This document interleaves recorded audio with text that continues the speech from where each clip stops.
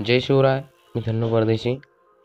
चला तर मग आज आपण बघूया फ्लुइड मेकॅनिक्सचे व्हेरी इम्पॉर्टंट क्वेश्चन, जे की तुम्हाला उद्याच्या पेपरला दिसतील. I sure, I will guarantee, definitely I taken those question which will become definitely in tomorrow's exam of fluid mechanics. चला तर मग आता आपण बघूया उद्याच्या पेपरमध्ये काय काय क्वेश्चन येणार आहे ते. चला बघूया मग. हॅलो गाईज, तर बघा उद्याच्या पेपरमध्ये हे जे दाखवतोय हे पेज, यातलेच क्वेश्चन येतील. आणि जे मी स्टार केलेले आहे ना, हे डेफिनेटली येतील. जे विदाउट स्टार आहे ना, एखादा क्वेश्चन येऊ नाही शकत, पण डेफिनेटली जे स्टार केलेले आहे ना ते येतीलच. I will guarantee. हे जे पेज दाखवले यातलेच क्वेश्चन येतील. आणि जे स्टार केलेले आहे ना ते most of the important question आहे, हे डेफिनेटली उद्याच्या पेपरला राहतील. चला तर बघूया. चला तर मग बघा, फर्स्ट क्वेश्चन आहे बकिंगहॅम स्पाय थेरम. त्याच्यावर तुम्हाला न्यूमरिकल राहील, एक न्यूमरिकल डेफिनेटली राहील. तो 9 ते 8 मार्काला राहील. आणि नंतरून राहील शॉर्ट्स नोट, म्हणजे याच्यावर लिहायला येईल.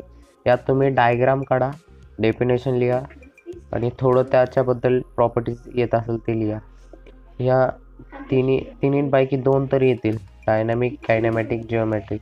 त्याच्यानंतर हा क्वेश्चन येतो मोस्टली, पण शक्यता गॅरंटी कमी, तरी पण येईलच, धरून चाला. आणि त्याच्यानंतर डिस्प्लेसमेंट, लेअर, मोमेंटम, थिकनेस, याच्यावर जे आहे याचे फॉर्म्युले हे ते लक्षात ठेवा. परत डायग्राम काढून ठेवा आणि त्याचे जे नोटेशन आहे ते बी करून ठेवा, म्हणजे कसं फुल मार्क भेटते. आणि याचे आहे हा डेफिनेटली येतो क्वेश्चन बाउंड्री लेअर सेपरेशनवर. त्यात तुमचं येतं बाउंड्री लेअर सेपरेशनचा डायग्राम पण काढून ठेवा.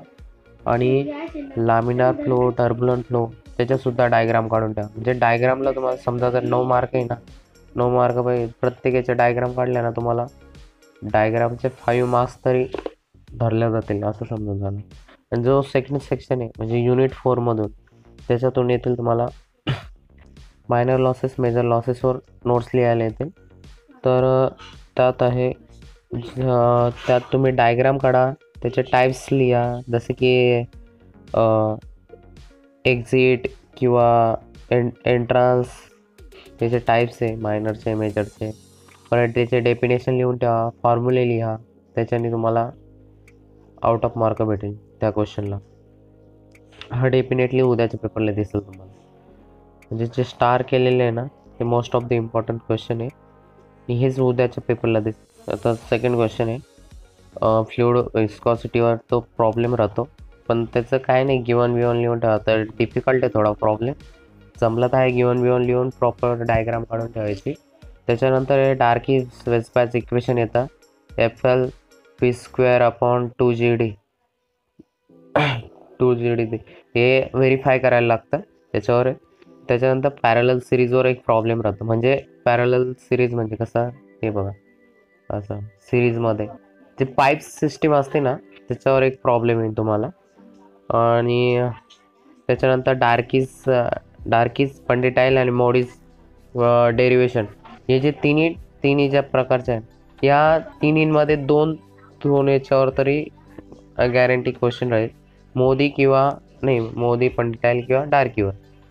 आणि युनिट 4मधून बघा स्पेसिफिक एनर्जी कर किंवा स्पेसिफिक एनर्जी कर डायग्राम किंवा फोर्स डायग्राम, यात नेमकी डिफरन्स समजून घ्या आणि ते डायग्राम व्यवस्थित काढा. स्पेसिफिक एनर्जीची कोणती आणि फोर्सची कोणती, हा डेफिनेटली क्वेश्चन राहील. त्याच्यानंतर प्रॉब्लेम राहील तुम्हाला मोस्ट इकॉनॉमिकल सेक्शन. यात आहे ना मोस्टली येतो ट्रॅपेझॉइडल. ट्रॅपेझॉइडल जरी फोकस केला ना तरी तुम्हाला चांगले मार्क भेटते. पण ही करेल राहू द्या ट्रायंगलचे आणि रेक्टँगुलर, म्हणजे कन्सेप्ट तरी बघून ठेवा, म्हणजे तुम्हाला पेपरला हेल्प होईल भरपूर.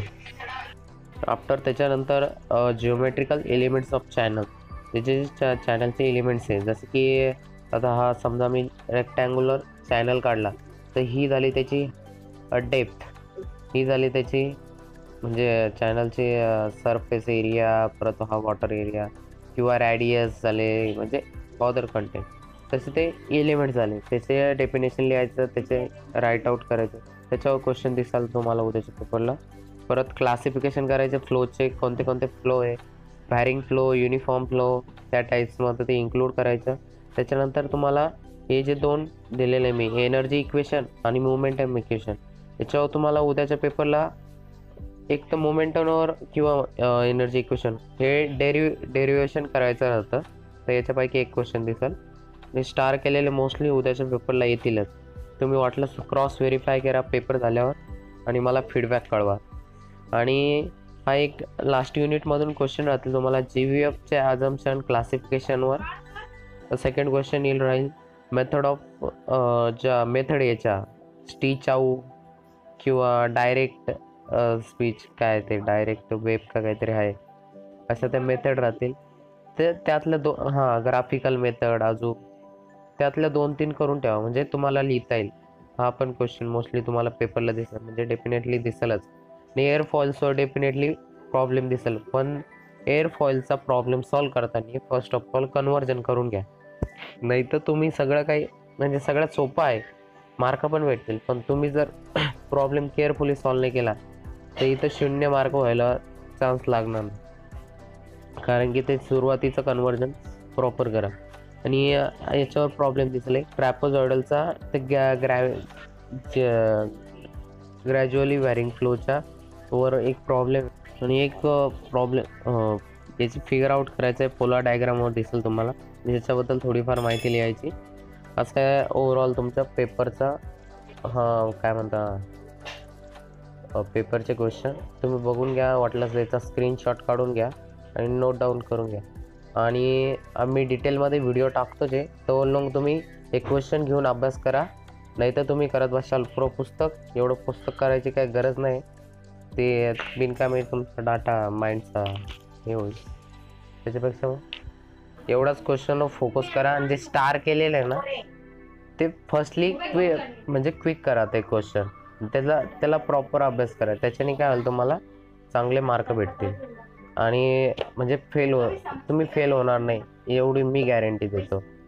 चला तर मग तुम्हाला तुम्ही डिटेलमध्ये व्हिडिओ येतोच आहे थोड्या वेळात, तर त्याच्यासाठी थोडी वाट पहा. कारण की मला पण थोडे कामं असल्यामुळं थोडा वेळ लागेल. तरी पण मी ट्राय करतो लवकरात लवकर व्हिडिओ अपलोड करण्याचा. चालेल तर ओके, गुड बाय. चला तर तुम्हाला पेपरसाठी बेस्ट ऑफ लक. आणि मी जे क्वेश्चन दिले जे स्टार केलेले ते फर्स्टली क्विक करा. आणि फर्स्ट ऑफ ऑल ते क्वेश्चन म्हणजे तुमच्या अभ्यासात आणा. त्याच्याने काय होईल तुमचं जे बाकीचं डाटा आहे तो करण्यापेक्षा हा जर केला ना तर मार्क पडण्याचे चान्सेस जास्त राहतील. आणि मोस्ट ऑफ तुम्हाला मी मागे पण सांगितलं पूर्ण पेपर कव्हर करण्याचा प्रयत्न करा. चला तर मग मी थोड्या वेळात डिटेल व्हिडिओ टाकतो जे, तर तो लॉंग तुम्ही स्टडी करा. असं जे जे क्वेश्चन दिलेले आहे ना इम्पॉर्टन्स ते करा. चला तर मग बेस्ट ऑफ लक. चला भेटूया पुढच्या व्हिडिओमध्ये.